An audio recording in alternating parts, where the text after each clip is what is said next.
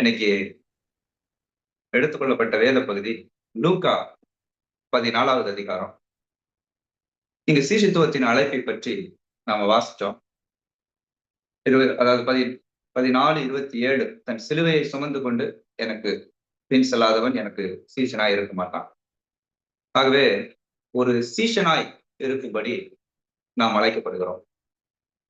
இங்க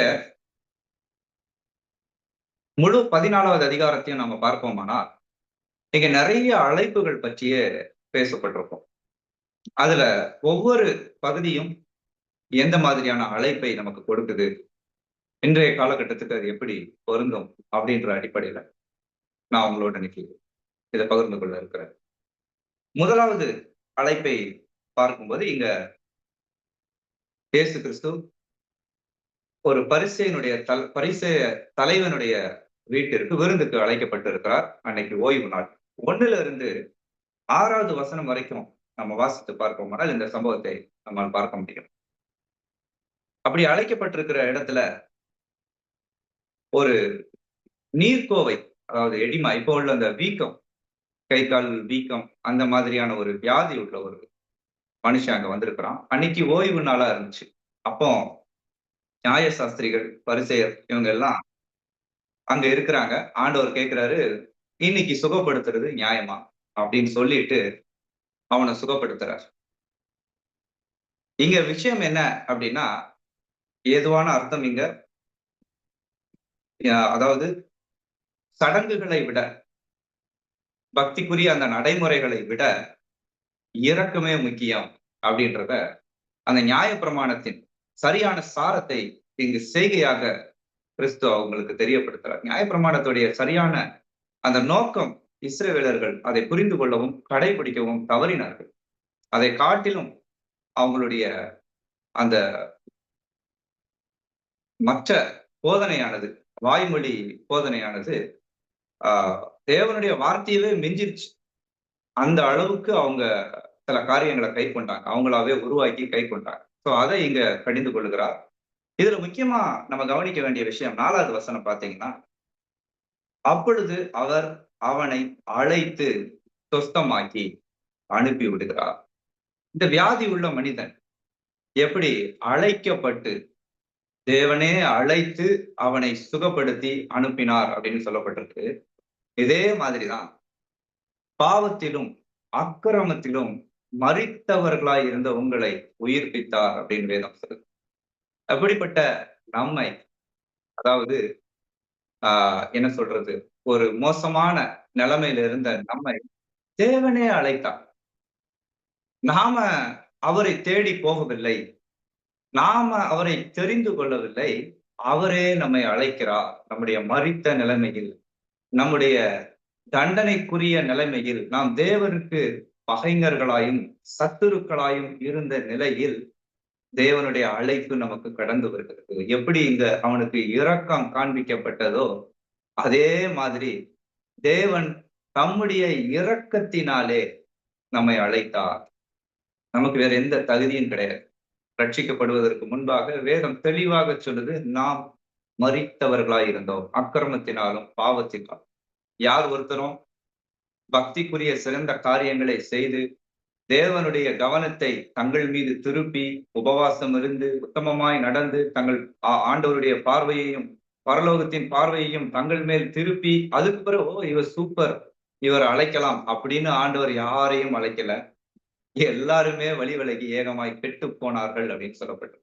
அந்த நிலைமையில தேவன் தம்முடைய இரக்கத்தினாலே தம்முடைய அனாதி தீர்மானத்தின்படி நம்மை அழைத்தார். அடுத்த பகுதியை நம்ம பார்க்கும்போது லூக்கா 14:7 முதல் 11 வரைக்கும் நம்ம பார்ப்போம்னால், அந்த விருந்துக்கு வந்திருந்தவங்க நிறைய பேரு முதன்மையான இடத்தை தெரிந்து கொண்டார்கள் அப்படின்னு போடப்பட்டிருக்குது. அப்ப ஆண்டவர் சொல்றது, நீ அழைக்கப்பட்டிருக்கும் போது 10வது வசனம், தாழ்ந்த இடத்தில் உட்காரு, அப்பொழுது உன்னை அழைத்தவன் வந்து சிநேகிதனே உயர்ந்த இடத்தில் வாரும் என்று சொல்லும் போது உன் கூட பந்தி இருக்கிறவர்களுக்கு முன்பாக உனக்கு கனம் உண்டாகும். இங்க தாழ்மையை குறித்து ஆண்டவர் பேசுகிறார்.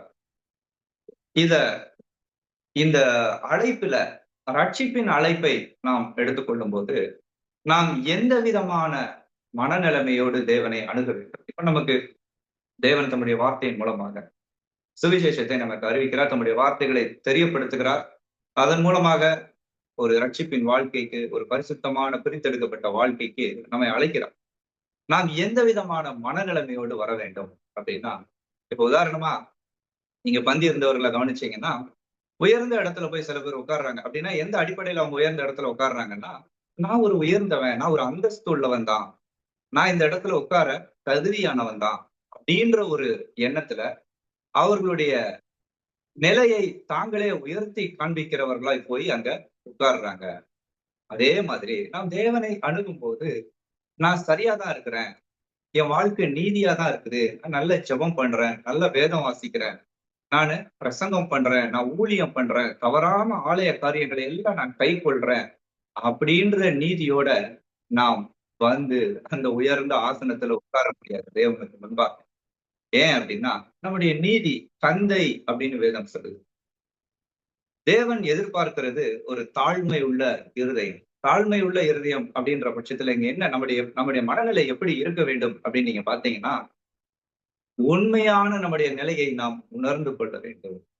நாம் பாவிகள். நாம் அழைக்கப்படும்போது நாம் மரித்த நிலைமையில் இருந்தவர்கள். நாம் ஒன்றுக்கும் உதவாதவர்கள். அப்படிப்பட்ட மனநிலைமையோட நம்ம வரும்போது, நாம் தேவனை எப்படி அணுகுவோம் அப்படின்னு பார்த்தீங்கன்னா, அந்த ஆயக்காரனைப் போல, ஆண்டவரே பாவியாகிய என்மேல் கிருபையாயிரும். இந்த ஜெபத்த தவிர நம்மளால எதுவும் பண்ண முடியாது. ஆண்டவரை அணுகுவோம். நம்முடைய நீதி குப்பை, தந்தை. இப்படி நாம் தேவனை அணுகும்போது, ஆண்டவர் என்ன செய்வார் தெரியுமா? தம்மோடு அந்த ஒப்புரவாகுதலை அவர் உறுதி செய்கிறார். பெருமை உள்ளவனுக்கு அவர் எதிர்த்து நிற்கிறார். நீதி உள்ளவர்களை அவர் அழைக்கிற வேதம் தெளிவா சொல்லுது. நீதிமான்களை அல்ல, பாவிகளையே மனம் திரும்புகிறதற்கு அழைக்க வந்தேன். அடுத்து மார்க் 2:17 இயேசு அதை கேட்டு, பிணியாளிகளுக்கு வைத்தியன் வேண்டியதே அல்லாமல் சுகமுள்ளவர்களுக்கு வேண்டியதில்லை. நீதிமான்களை அல்ல, பாவிகளையே மனம் திரும்புகிறதுக்கு அழைக்க வந்தேன்னு சொல்றாரு. நான் எல்லாமே பெர்ஃபெக்ட், நான் கரெக்ட் அப்படின்னு நினைச்சு வர்றவங்களுக்கு ஆண்டவருடைய ரட்சிப்பு அவங்களுக்காக அல்ல. அப்படிப்பட்ட ஒரு மனநிலைமையில் உள்ளவர்களுக்கு அல்ல, மாறாக தன்னுடைய நிலையை ஒத்துக்கொள்பவர்களுக்கு. ஆக நாம் தேவனுக்கு முன்பாக நம்மை தாழ்த்த வேண்டியது மிகவும் அவசியமா இருக்கிறது. நம்மிடத்துல ஒண்ணும் இல்ல, உயர்த்துறதுக்கு நம்மிடத்துல ஒண்ணுமே இல்ல. அடுத்தபடியா அப்படிப்பட்ட தாழ்மையான நிலைமையோட நாம் தேவனிடத்துல வருவோமானால் அந்த இளைய குமாரனை போல இருக்கும். அவன் என்ன சொன்னான்? தகப்பனே, வரத்துக்கு விரோதமாகவும் உமக்கு முன்பாகவும் நான் பாவம் செய்தேன்.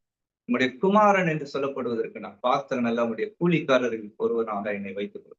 தன் தாழ்த்தி ஆண்டவர் அந்த தகப்பன் அவனை உயர்த்தி, அவனுக்கு உயர்ந்த வஸ்திரங்களை கொடுத்து, பாதரட்சைகளை கொடுத்து, மோதிரம் எல்லாம் போட்டு, அதிகாரங்களை கொடுத்து, அவனை உயர்ந்த இடத்துல வைக்கிறார். இப்படிதான் நம் தாழ்மையோடு தேவனை அணுகும் போது, அவர் அந்த உயர்ந்த ஸ்தானத்தில் நம்முடைய பிள்ளைன்ற ஸ்தானத்துல நம்மை வைக்கிறார். அதை காட்டிலும் உயர்ந்த ஸ்தானம் இந்த உலகத்துல எங்கேயுமே கிடையாது. இன்னைக்கு என்னென்னவோ உயர்ந்த இடத்துல நான் வேலை செய்யறேன், நான் அவ்வளவு படிச்சிருக்கேன், நான் அப்படி நான் இப்படின்னு சொல்லிட்டு பெரிய பெரிய ஸ்தானங்கள் தங்களுக்கு இருக்கிறதாக தங்களை அடையாளம் காட்டிக் கொள்ளுகிறார். அது என்ன சொல்றது, அந்த மனநிலை தாங்கள் பெரிய நிலையில் இருப்பது தவறல்ல, தங்களை அப்படிப்பட்டவர்கள் என்று அடையாளப்படுத்தும் பெருமையான நிலை அது தேவையற்றது. இந்த உலகத்திலேயே மிக உயர்ந்த இடம் ரட்சிக்கப்பட்ட ஒரு மனிதன், தேவனுடைய பிள்ளை என்பது. வானத்தையும் பூமியையும் சர்வ அதிகாரத்தையும் சர்வ சிருஷ்டியும் உண்டாக்கின தேவனுடைய பிள்ளை, ரட்சிக்கப்பட்டவனுடைய உயர்வு அவ்வளவு பெருசு. மத்த எல்லாமே குப்பங்க. தன்னை தாழ்த்துகிறவனை தேவன் உயர்த்துகிறார். அது எந்த உயர்வை காட்டிலும் மேலானது. அடுத்தபடியா 12வது வசனத்திலிருந்து 15வது வசனம் வரைக்கும் நாம பார்ப்போம்னா, ஆண்டவர் அங்க சொல்றாரு, நீ விருந்துக்கு அழைக்கும் போது திரும்பி உன்னைய அழைக்கக்கூடியவர்களை நீ அழைக்காத. அங்க குருடர், ஏழைகள், ஊனமுற்றோர் அந்த மாதிரி நபர்களை போய் நீ அழை. அவங்க உனக்கு பதில் செய்ய மாட்டாங்க. அப்படியாக நீ எதிர்பார்க்காத ஒரு அன்பை நீ காண்பி அப்படின்னு சொல்லி அங்க அவனுக்கு கற்றுக் கொடுக்குறார். காரணம் என்ன அப்படின்னு பாத்தீங்கன்னா, அந்த காலத்துல விருந்துக்கு அழைக்கிறவர்கள் அந்தஸ்துள்ளவர்களை அழைப்பார். பணக்காரர்கள் பணக்காரர்களை அழைப்பார்கள். அதிகாரம் உள்ளவர்களை அழைப்பார்கள். அழைத்தவர்கள் மறுபடியும் இவங்களையும் அழைப்பாங்க. அங்க மத்த ஜனங்கள் எல்லாம் ஏழைகள், மத்தவங்க எல்லாம் புறக்கணிக்கப்பட்டவர்களாய் அந்த விருந்துக்கு அழைக்கப்படாதவர்களாய் இருந்தார்கள். ஆக இப்படிப்பட்ட அந்த கலாச்சாரம் இருக்கிற இடத்துல ஆண்டவர் ஒரு புதிய முறையை அங்க அறிமுகப்படுத்துகிறார். "நீ இப்படிப்பட்டவர்களை அழை" அப்படின்னு சொல்லி பிரதிபலனை எதிர்பார்க்காத. நித்தியத்துல தான் உனக்கு பிரதிபலன். அங்க எதிர்பாரு, அங்க தேவன் உனக்கு அதிகமா கொடுப்பார் அப்படின்னு சொல்லி டீச் பண்றாரு. இங்க நாம அழைக்கப்படும்போது, அழைக்கப்படுவதற்கு நாம் தகுதியற்றவர்களா இருந்தோம். தேவன் எப்படி இந்த ஊனமுற்றோர், குருடர், ஏழைகள், தகுதி இல்லாதவர்களா இருந்தவர்களை அழைக்கச் சொல்றாரோ, அப்படிப்பட்ட நிலையில இருக்கக்கூடிய ஆவிக்குரிய குருடர்களாய், அதாவது ஆவிக்குரிய நிலைமையில மிகவும் மோசமானவர்களா, தகுதியற்றவர்களா, அந்தஸ்து இல்லாதவர்களாய் இருந்த நம்மை தேவன் அழைத்தார். அவருடைய விருந்துக்கு அழைத்தார். அதே காரியத்தை அவருடைய இரக்கம். நம்மிடத்துல எப்படி அவன்கிட்ட சொல்றாரு இல்லையா, "நீ எதையும் எதிர்பார்க்காத" அப்படின்னு சொல்றாரு. அதே மாதிரி அவர் எதையுமே எதிர்பார்க்கல. அவர் நம்மை நேசித்தார், நம்மை அழைத்தார். தகுதி இல்லாதவர். அதே மாதிரி அவனுக்கு கற்றுக் கொடுக்கிறார். "நீ அந்த மாதிரி கூப்பிடு" அப்படின்னு சொல்லிட்டு. அடுத்தபடியா லூக்கா 16 முதல் 20 வரைக்கு பார்ப்போம். மன்னிக்கணும், 24 வரை பார்ப்போம் என்றால், அங்க ஒரு பெரிய உவமையை ஆண்டவர் சொல்லுகிறார். ஒரு மனுஷன் விருந்தை ஆயத்தம் பண்ணி அநேகரை அழைக்கிறான். அப்படி அழைப்பு கொடுக்கப்படுகிற ஒவ்வொருவரும் ஒவ்வொரு காரணத்தை சொல்றாங்க. என்ன சொல்றாங்க? ஒருத்தன், "நான் இப்பதான் ஒரு வயலை வாங்கினேன். நான் போய் அதை பார்க்கணும் அப்படின்னு சொல்லி என்ன மன்னிக்கணும். நான் வர முடியாது இந்த விருந்துக்கு." அடுத்து இப்பதான் ஒருத்தன், "நானு 5 ஏர் மாடு கொண்டேன். நான் போய் அதை சோதிச்சு பார்க்கணும். என்ன மன்னிச்சிடுங்க. நான் வர முடியாது." ஒருத்தன், "இப்பதான் கல்யாணம் பண்ணேன். நான் வரக்கூடாது."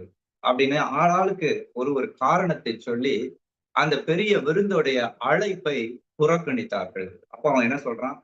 "ஊழியக்காரனே, நீ போயிட்டு வெளியில பட்டணத்திலையும், தெருக்களிலையும், ஏழைகளையும், ஊனர்களையும், சப்பானிகளையும், குருடர்களையும் நீங்க கூட்டிட்டு வா. நிரம்பல. இன்னும் போய் எல்லா பெருவழிகளில எல்லா இடங்கள்லயும் போய் நீ கூட்டிட்டு வா." இந்த உவமை அங்க அவங்களுக்கு எதுக்கு சொல்லப்படுது அப்படின்னு பார்த்தீங்கன்னா, யூதர்களுக்கு முதலாவது தேவனுடைய ராஜ்யத்தின் அழைப்பு வந்தது. அவங்க ஏன் அதை புறக்கணிக்கிறார்கள் அப்படின்னு பார்த்தீங்கன்னா, யூதர்கள் எதிர்பார்த்தது அப்ப இருக்கக்கூடிய ரோம ஆட்சி தங்கள் மேல இருந்துச்சு. அந்த அடிமைத்தனத்திலிருந்து தங்களை ரட்சிக்க ஒரு ராஜா வேண்டும் என்று அவங்க எதிர்பார்த்தாங்க. ஆனா தேவனுடைய அழைப்பானது நித்திய ராஜ்யத்திற்கான அழைப்பாக இருந்தது. இவங்களுக்கு வேண்டியது என்ன? ஒரு மேசியா வரணும்.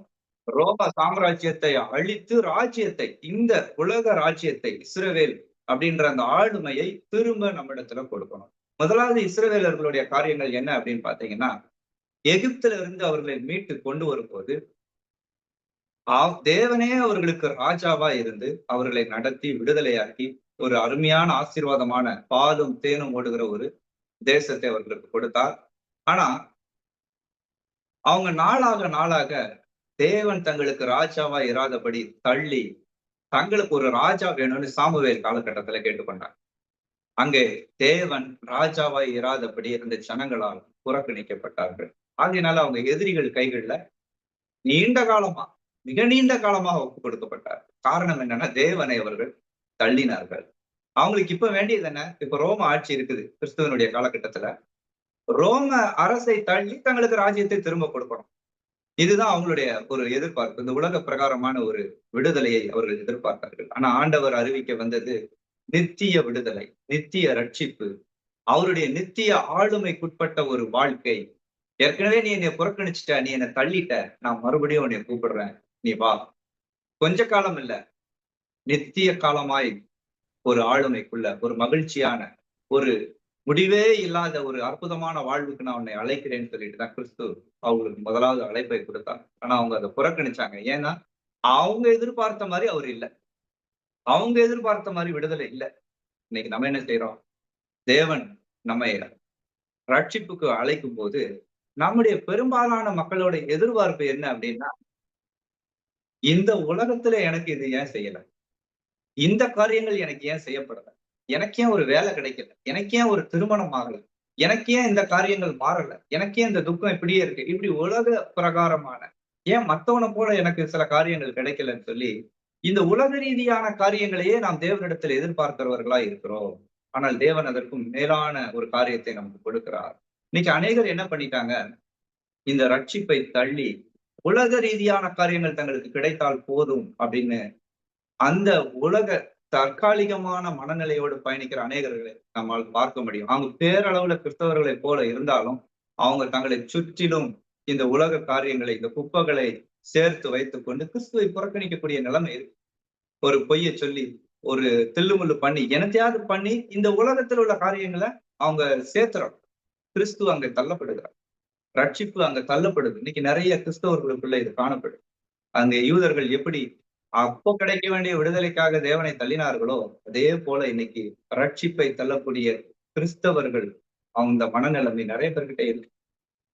ஆக கடைசியாக 25 முதல் 35 வரைக்கும் நாம வாசித்து பார்ப்போம்னால், அங்கே சீஷத்துவ அழைப்பு. ஒரு மனிதன் ரட்சிக்கப்படும்படி தேவனுடைய வார்த்தை அவனுக்கு, அதாவது சுவிசேஷம் மூலமாக தேவனுடைய வார்த்தை அழைப்பாக ரட்சிப்புக்காக கொடுக்கப்படுகிறது. அந்த ரட்சிப்பின் அழைப்பை, சுவிசேஷத்தை அவன் விசுவாசிக்கும் போது ஒரு மனிதன் பரிசுத்த ஆவியானவருடைய கிரியைகள் மூலமாக அவன் ரட்சிக்கப்படுகிறான். ரட்சிக்கப்பட்ட நபர் புதிதாய் பிறந்த ஒரு குழந்தையை போல இருக்கிறான். அந்த குழந்தை வளர வேண்டும் என்று வேதம் சொல்லுது. அந்த களங்கம் இல்லாத ஞானப்பால் வேத வார்த்தைகளை, உபதேசங்களை எடுத்துக்கொண்டு வளர வேண்டும். இயேசு கிறிஸ்து என்ன சொன்னாரு? 2 விதமான கட்டளைகளை இயேசு கிறிஸ்து கொடுக்கிறார். என்ன? நீங்கள் உலகமெங்கும் போய் சர்வ சிருஷ்டிக்கும் சுவிசேஷத்தை பிரசங்கியுங்கள், ரட்சிப்பின் அழைப்பை கொடுங்கள். அடுத்த அழைப்பு என்ன? நீங்கள் சகல ஜாதியையும் சீஷராக்கி அப்படின்னு சொல்லப்படுது. அப்படின்னா எப்போ ஒரு மனிதன் சீஷன் ஆகிறான் அப்படின்னா, ரட்சிக்கப்பட்ட நபர் தொடர்ச்சியான கிறிஸ்துவனுடைய போதனைகளை எடுத்துக்கொண்டு அதில் நிலைநிற்கும் போது அவன் வளருகிறான். சீஷனாய் தன்னுடைய பயணத்தை தொடருகிறான். எப்படி? கிறிஸ்துவை பின்பற்றுவதன் மூலமாக. அதனுடைய விளைவு என்ன? தன்னுடைய அந்த அழுக்கான ஒரு, என்ன சொல்றது, ஏற்கனவே நாம தேவனுடைய சாயலிலே படைக்கப்பட்டிருந்தோம். அதாவது அவருடைய பண்புகளிலே படைக்கப்பட்டிருந்தோம். அவருடைய குணநலன்கள் அடிப்படையில நம்ம படைக்கப்பட்டிருந்தோம். அதான் சாயல். அந்த சாயல்ல பெரும்பாலான காரியங்களை நாம் இழந்தவர்களா இருந்தோம். இப்போ ஆண்டவர் கிறிஸ்துவை பின்பற்றுவதன் மூலமாக அந்த சாயலை நமக்கு திரும்ப கொடுக்க விரும்புகிறார். அதற்கு நாம் ஒவ்வொரு நாளும் சிலுவையை எடுத்துக்கொண்டு அவரை பின்பற்ற வேண்டும். அதாவது அவரை போல மாற அவருடைய உபதேசங்களை ஏற்று அதற்கு கீழ்ப்படிந்து நம்மை அர்ப்பணித்து வாழ நம்மை அர்ப்பணிக்க வேண்டும், நம்மை ஒப்பு கொடுக்க வேண்டும் என்று நமக்கு சிலுவை எடுத்துக்கொண்டு அவரை பின்பற்றும்படியான அழைப்பு கொடுக்கப்படுகிறது. இன்னைக்கு இதுலதான் நிறைய கிறிஸ்தவ சர்ச்சுங்க, சபைங்க தவறு செய்யறாங்க. இந்த போதனைகள், கிறிஸ்துவுக்கான போதனைகள், அவரை பின்பற்றும்படியான போதனைகள், சீஷத்துவத்துக்கான போதனைகள் அப்படின்னா இந்த முழு கிறிஸ்துவனுடைய போதனைகளையும் சரியாக கை கொண்டால் அவன் கிறிஸ்துவை பின்பற்றுகிறவனா இருப்பான். இந்த போதனை இன்னைக்கு தள்ளப்பட்டு மக்கள் விரும்புகிற மாதிரியான போதனை கொடுக்கப்படுது. இல்ல ஒரே ரீதியான போதனைகள் கொடுக்கப்படும். முழுவதுமான சரியான வேத ரீதியான போதனைகள் இன்னைக்கு கொடுக்கப்படுறதில்ல. அந்த இடத்த வேறு அநேக காரியங்கள் நிரப்பி விட்டது. இன்னைக்கு அது துக்கம். வேற கள்ள காரியங்கள், கலப்பட காரியங்கள், சத்தியத்துல கலப்படம் நிறைய வந்து உண்மையான போதனைகள் இன்னைக்கு இல்லாம போனதுனால, குறைந்து போனதுனால கிறிஸ்துவை பின்பற்றுகிறவர்கள் இன்னைக்கு குறைவு. பேரளவுலதான் கிறிஸ்தவர்கள். கிறிஸ்துவை போல அன்னைக்கு சொன்னாங்க, இவர்கள் கிறிஸ்தவர்கள் அப்படின்னு சொன்னாங்க. காரணம் என்ன? அவரை பின்பற்றுகிறதை அவர்களுடைய வாழ்க்கையில் பார்க்க முடிந்தது. இன்னைக்கு நம்முடைய வாழ்க்கையில இவங்க கிறிஸ்தவங்கன்னு நம்ம சொல்லாம யாராவது சொல்ல முடியுமா? எப்படி சொல்லுவாங்க? பொட்டு வைக்கல இவங்க, இவங்க நகை ரொம்ப போடல, இவங்க சர்டிபிகேட்ல கிறிஸ்தவங்கன்னு இருக்குது, இல்ல நம்ம சொல்லி கிறிஸ்தவங்கன்னு தெரிய வருது இல்லையா? ஆனா நம்முடைய நடக்கையில், நம்முடைய பேச்சில், நம்முடைய செய்கையில மற்றவர்கள் நம்மை பார்த்து கிறிஸ்தவர்கள்னு சொல்ல முடியுதா? நாம் அப்படி கிறிஸ்துவை பின்பற்றுகிறவர்களாய், கிறிஸ்துவை பிரதிபலிக்கிறவர்களாய் இருக்கிறோமா? அந்த அளவு நாம் நம்மை முற்றிலுமாய் கீழ்ப்படிய ஒப்பு கொடுத்திருக்கிறோமா? ஒவ்வொரு நாளும் கிறிஸ்து பிதாவினுடைய சித்தத்தை செய்தார், பேச்சிலும் செய்கையிலும். அவர் அதுல விலகவே இல்லை.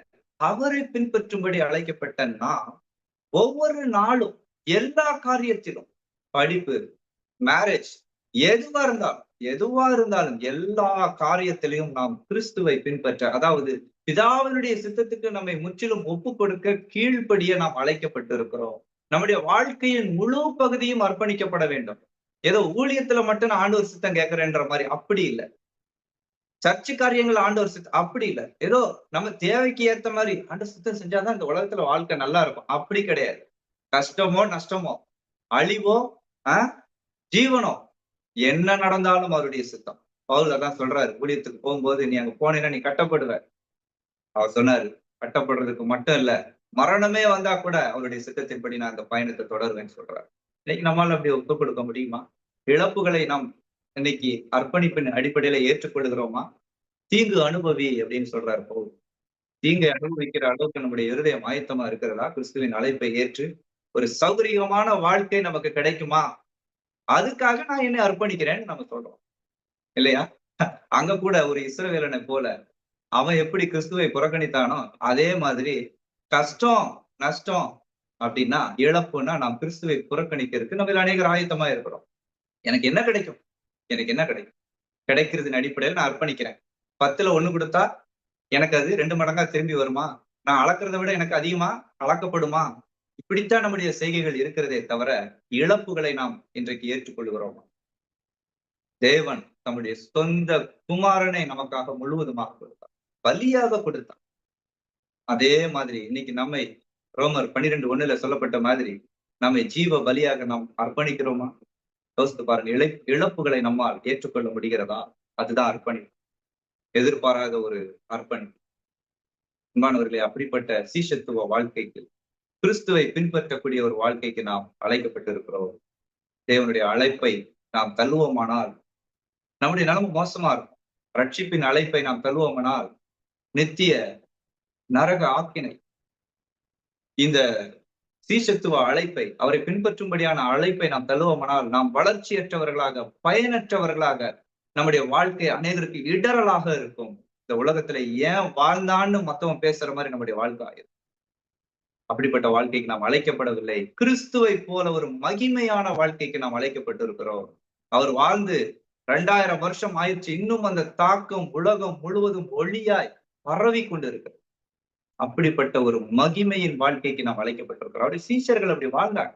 அவருடைய தாக்கம் இன்னைக்கு எல்லா இடங்களிலும் இருக்கு. அவரை பின்பற்றினபடிதான். அப்படிப்பட்ட ஒரு உயர்ந்த வாழ்க்கைக்கு நாம் அழைக்கப்படுகிறோம். ஒரு சின்ன இடத்துல சுருங்கி போவதற்கு அல்ல, வளராம ஒரு வீட்டுக்குள்ள தொட்டிலுக்குள்ள கிடக்கிற குழந்தையை போல இருப்பதற்கு அல்ல, நாம் உலகம் எங்கும் வெளிச்சமா இருக்கும்படி அழைக்கப்பட்டிருக்கிறோம். நீங்கள் இந்த உலகத்துக்கு வெளிச்சமா இருக்கிறீர்கள். அந்த விளக்க கொளுத்தி கட்டிலுக்கு யாரும் வைக்க மாட்டாங்க, மரக்காலால மூடி வைக்க மாட்டாங்க. அப்படிப்பட்ட ஒரு உத்தமமான, ஒரு அற்புதமான மகிமையின் வாழ்க்கைக்கு நம்ம அர்ப்பணிப்போம்.